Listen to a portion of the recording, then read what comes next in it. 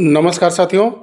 सहारा India पर लगातार कलकत्ता के अंदर, झारखंड के अंदर, बिहार के अंदर, उत्तर प्रदेश के अंदर सरकारी एजेंसियों के द्वारा, ईडी के द्वारा, सीआईडी के द्वारा, ईओडब्ल्यू के द्वारा और कुछ लखनऊ के अंदर नगर निगम के द्वारा, डिस्ट्रिक्ट मजिस्ट्रेट के द्वारा कार्रवाई हो रही है और उनके दफ्तर सील किए जा रहे हैं, उनकी प्रॉपर्टियां जब्त की जा रही हैं। और अब जाकर के मध्य प्रदेश के अंदर भी बड़ी कार्रवाई हुई है। आज ईओडब्ल्यू ने एफआईआर दर्ज की है और वहां के सीएम ने स्पष्ट संदेश दिया है कि निवेशकों का पैसा कहीं जाया नहीं जाएगा और इनकी प्रॉपर्टियों को जब्त करके सबका भुगतान कराया जाएगा, ऐसी सूचना मिली है।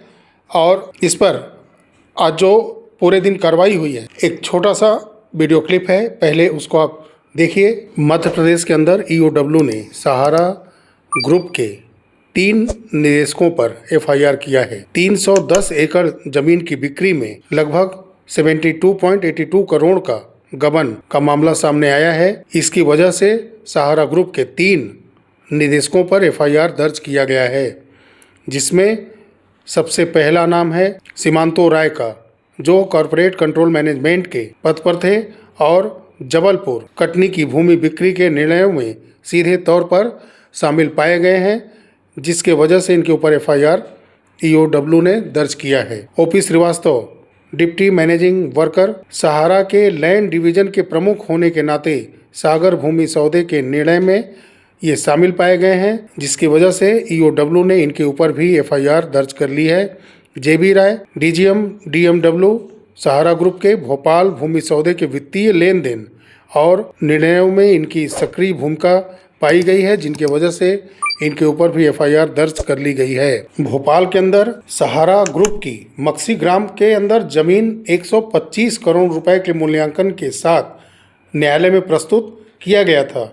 यह भूमि 110 एकड़ क्षेत्रफल में फैली हुई थी। हालांकि इस भूमि को केवल 47.73 करोड़ रुपए में बिक्री कर दिया गया और इस राशि को सेबी सहारा खाते में जमा नहीं किया गया। बजाय इसके समूह ने इसे अपनी सोसाइटीज हमारा India credit cooperative society limited के खातों में ट्रांसफ़र कर दिया। वहीं सागर में यहाँ लगभग 99.76 एकड़ ज़मीन, जो कि 14.79 करोड़ रुपए में बिक्री की गई, इस मामले में भी एक भी रुपया सेबी सहारा खाते में जमा नहीं किया गया। राशि को सहारा की सहायक कंपनियों और अन्य सोसाइटीज़ के खातों में स्थानांतरित कर दिया गया। इस दौरान एक सेल डीड में 1.61 करोड़ रुपए का चेक बाउंस भी हुआ था। बावजूद इसके इसको भुगतान जेन्युइन बता करके रजिस्ट्री करा दी गई, जबकि वास्तविक भुगतान लगभग 2 साल के बाद पाया गया है। और इसमें न्यायालय के निर्देशों के बावजूद उसके खिलाफ जाकर लाखों रुपए की अवैध कटौतियां की गई। जबलपुर और कटनी में यहाँ भूमि की बिक्री से 9.06 करोड़ रुपए से अधिक की अवैध कटौती की गई। यह राशि भूमि विकास व्यय, कस्टमर लायबिलिटी और अन्य शासकीय करों के नाम पर काटी गई, जबकि वहीं ग्वालियर में 1.22 करोड़ रुपए की अवैध कटौती की गई। कुल अवैध कटौती 3 जिलों से लगभग 10.29 करोड़ रुपए की राशि अवैध रूप से काटी गई। इसके अतिरिक्त 8.81 करोड़ रुपए को विविध व्यय के नाम पर और 9.06 करोड़ रुपए को कस्टमर लायबिलिटी, भूमि विकास, टीडीएस, जीएसटी और अन्य फर्जी मदों में खर्च दिखा दिया गया और इस पैसों को बचा लिया गया। सहारा समूह द्वारा किए गए इस वित्तीय अनियमितताओं न केवल न्यायालय के आदेशों का उल्लंघन करती है, बल्कि निवेशकों के पैसे का भी दुरुपयोग करती है। भोपाल के अंदर जो इनकी भूमि है 110.10 एकड़ में इनकी भूमि फैली हुई है और ये जमीन इन्होंने 47.73 करोड़ रुपीज में बिक्री कर दी और सेबी के पास 1 रुपए भी जमा नहीं किया गया और इस पैसे का क्या हुआ, इसका भी कोई ब्यौरा नहीं है। ये स्पष्ट है कि ये पैसा ऊपर के लेवल के जो मैनेजमेंट टीम के सदस्य हैं, जैसा मैं अपने पहले के कई वीडियो में लगातार कहते आ रहा हूं, वही सब चीज़ें लगातार उजागर होती जा रही हैं। कई प्रदेशों में इनके आर्थिक अपराध का भंडाफोड़ लगातार होते जा रहा है। तो फिर सागर में 99.76 एकड़ जमीन का 14.79 करोड़ रुपए में बिक्री किया गया और ये भी राशि बिल्कुल लापता है।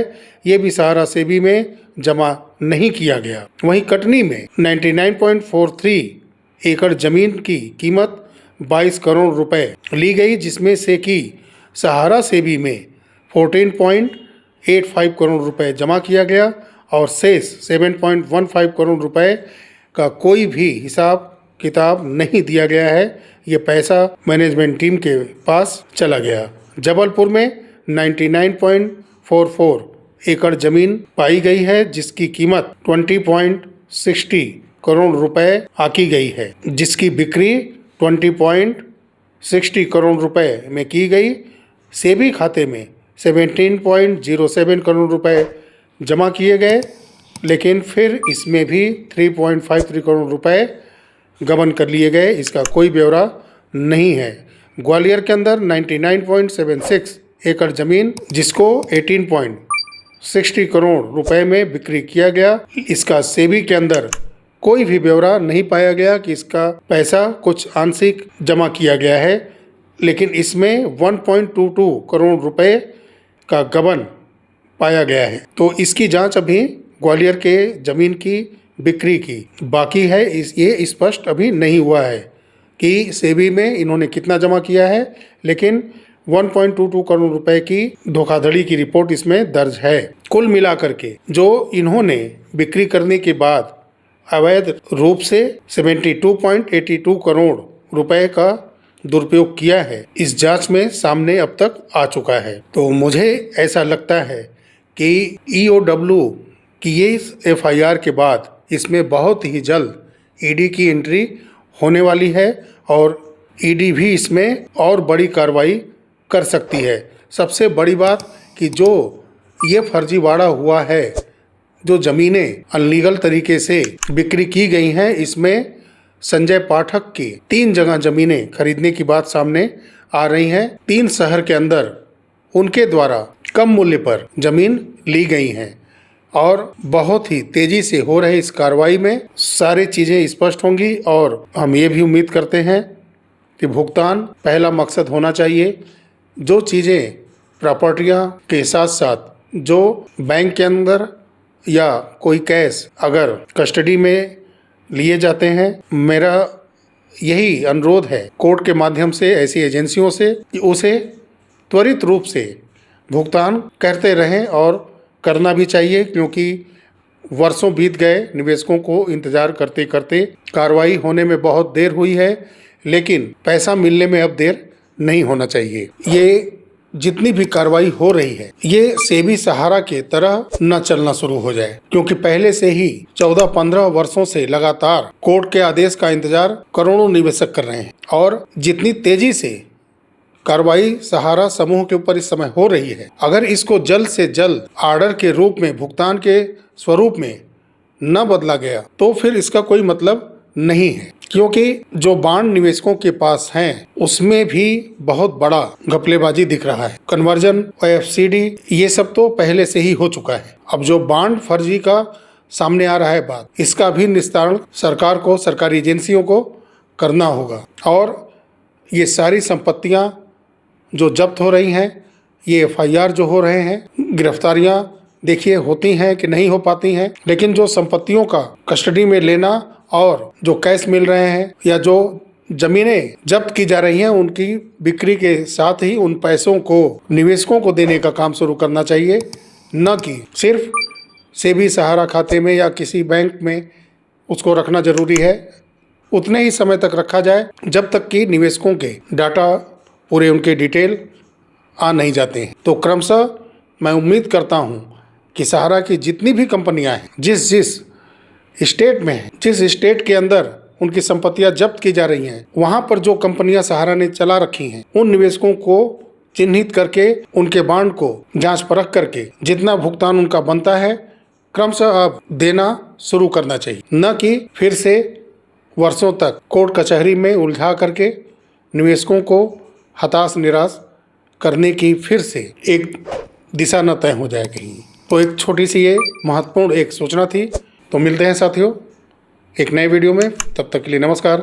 जय हिंद, जय भारत, वंदे मातरम।